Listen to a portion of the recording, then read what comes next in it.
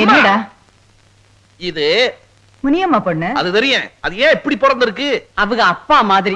இது யாரு மார்க்கெட்டுக்கு காய்கறி வாங்க? ஏன் நான் தான் அனுப்புனேன். அம்மா, இன்னும் 4 நாளைக்கு இந்த காய்கறி வாங்க அனுப்பிச்சேன்னா கம்பெனியை ஏல விட வேண்டியதான். அடியாத்து என்னடி பண்ண? விலை பேசுறாங்க. எதை? காய்கறி எத்தனை? 20 ரூபாய்க்கு காய்கறி வாங்கிட்டு 100 ரூபாய் அள்ளி வீசிட்டு கொடுத்த சில்லறை வாங்கிட்டு வந்துட்டான். ஏண்டி மறுக்கொலி பை மகளே, அப்படியா பண்ண? அது இருக்கட்டா அத்தா. இந்த அதட்டாளே யாரு? அவகதே அம்மாவுக்கு மூத்த மகன் மாதிரி. மாதிரி என்ன, மூத்த மகனேதான். அடி ஆத்தி, நான் காய்கறி கடைக்காரல்ல நினைச்சேன். என்ன என்ன அம்மா காதுல துப்பிக்கிட்டு இருக்கு? ஒண்ணும் இல்ல, உங்களை பத்தி சாரிக்கிறா. சாரிக்கிற முகரை பாரு. இந்த வார் நாளையில இருந்து தர கூட்டுறது, மொழுகிறது, துணி துவைக்கிறது இதோட நிறுத்திக்க. இந்த நிலப்படி தாண்டி அங்கிட்டு போன வெட்டி புடுவேன். காலை வெட்டு புடுவீங்களா? இல்ல, நகத்தை வெட்டி புடுவேன்.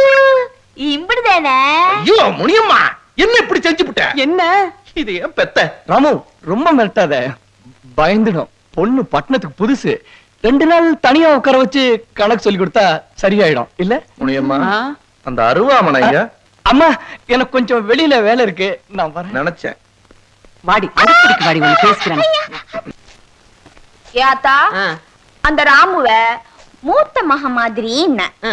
அப்புறம் மூத்த மகன் தான்ங்கிற. எனக்கு ஒண்ணும் புரியல போ. அடியே, இந்த வீட்டு பிள்ளைகள்லாம் சின்ன பிள்ளைகளா இருந்தப்போ அம்மாவும் ஐயாவும் குடும்பத்தோட கொடைக்கானலுக்கு போயிருந்தாங்க. அங்கே அந்த பங்களாவுல இருந்த சமயக்கார பாவி சோத்துல விஷத்தை வச்சு இவங்களை எல்லாம் குடும்பத்தோட கொண்டு விட்டு நகைகளையும் பணத்தையும் கொள்ளையடிக்கணும் திட்டம் போட்டிருக்கேன்.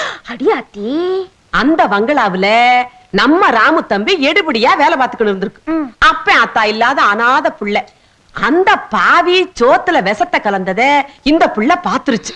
பதறி அடிச்சுக்கணும் ஓடி போய் ஐயா கிட்டையும் அம்மா கிட்டையும் விஷயத்த சொல்லி இருக்கு. இவங்க சின்ன புள்ள என்னமோ வளருது அப்படின்னு பெருசா எடுத்துக்காம சாப்பிடவும் போய்த்தாக. இன்னுமே என்ன பண்ண போறோம் அப்படின்னு புரியாம இந்த விஷம் கலந்த சோத்தையே அள்ளி அள்ளி தின்னுவிட்டு மயக்கம் போட்டு புள்ள விழுந்துருச்சு. அப்பத்தே அம்மாவுக்கும் ஐயாவுக்கும் விஷயமே புரிஞ்சிருக்கு. லவக்குன்னு புள்ளை தூக்கின ஆஸ்பத்திரிக்கு போய் காப்பாத்திட்டாங்க. தம் உசுர கொடுத்தாவது இந்த குடும்பத்தை காப்பாத்தணும்னு நினைச்ச இந்த புள்ளைய அன்னையில இருந்து அம்மா தன் சொந்த புள்ளையாவே ஏத்துக்கினாங்க. அதே ஐயாவுக்கு அதிகாரம் கொடி கட்டி பறக்குது, கோபம் மூக்குக்கு மேல வருது. கோபம் இருந்தாலும் புள்ள குணத்துல தங்க கம்பிடி. நேரத்திலயும் தங்கந்த. அடியே, கண்ணு வைக்காதரி மறுக்கொலி பய மகள. முனியம்மா, அம்மா, நம்ம வீட்டுல மாடு கண்ணு போட்டிருக்கா? இல்லையம்மா. அப்பதானே இலவசமா பால் குடுக்கறது வழக்கம். இவங்க எல்லாம் பாலுக்காக வந்தவங்க இல்ல, நம்ம ஐயாவை பார்க்க வந்திருக்காங்க. ஐயாவை பார்க்க? ஆமா. என்ன விஷயமா? வாங்க சொல்றேன். இந்த குழந்தைய இவ கையில குடுத்துட்டு இவளை கை விட்டுட்டாரா. அவர் 2ல 1 பாக்கணுமா. யாரு? நம்ம ஐயாவியா? ஆத்தி ஆத்தி, நம்ம ஐயா ராமராச்சே. இவ புருஷன் விலகு. இந்த கதையை கேட்டீங்களா? இந்த குழந்தைக்கு அப்பே ஒரு பயில்வானா. தினம் கோதாவுக்கு போறதுக்கு பதிலா இவ வீட்டுக்கு வந்திருக்கேன். அதனால இவ அம்மா ஆயிட்டா. இப்ப இவள அம்போன்னு விட்டுட்டு அவன் கோதாவுக்காக கோவாவுக்கே போயிட்டேன். இவ வக்கீல் வீட்டுக்கு வந்திருக்கா. விலகு. இது நல்ல வேடிக்கை இல்ல. இவள ஒருத்தன் காதலிச்சிருக்கேன். இவ சொல்லிருக்க அவங்கிட்ட முதல்ல தாலியை கட்டிக்கின்னு அப்புறமா குழந்தைய பெத்துக்கோம்னு. ஐயோ, அது ரொம்ப ஓல்டு பேசனு.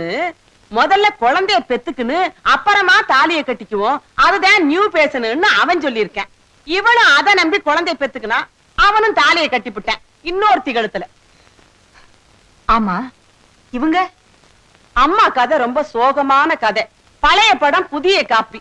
40 வருஷத்துக்கு முன்னாடி அம்மா ஒருத்தன் காதலிச்சு கல்யாணத்தையும் பண்ணிக்கின்னு ஒரு குழந்தையும் கொடுத்துட்டு தூபாக்கி ஓடி போயிட்டேன்.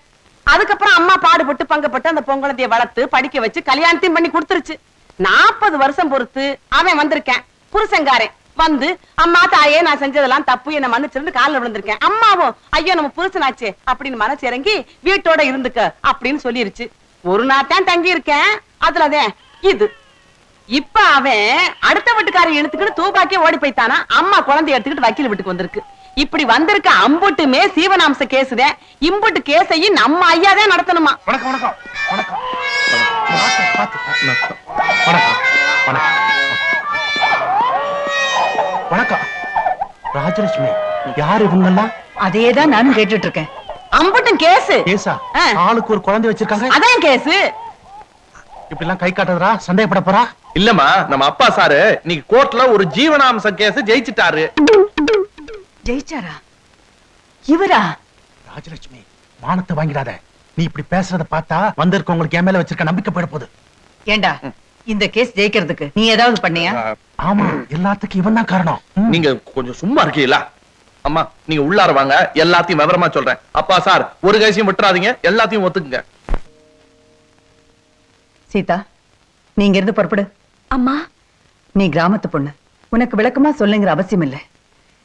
ராமன் இருக்கிற இடம் தான் சீதைக்கு அயோத்தியை. நீ ராமகிட்டே போயிடு. என்ன ஏண்டி பாக்குற? நீ என்ன அதிர்ஷ்டம் செஞ்சியோ, அந்த தெய்வத்தோட வாயிலிருந்து நல்ல வார்த்தை வந்திருக்கு. அவங்க கால்ல விழுந்து ஆசீர்வாதம் வாங்கிக்கிட்டு புறப்படு.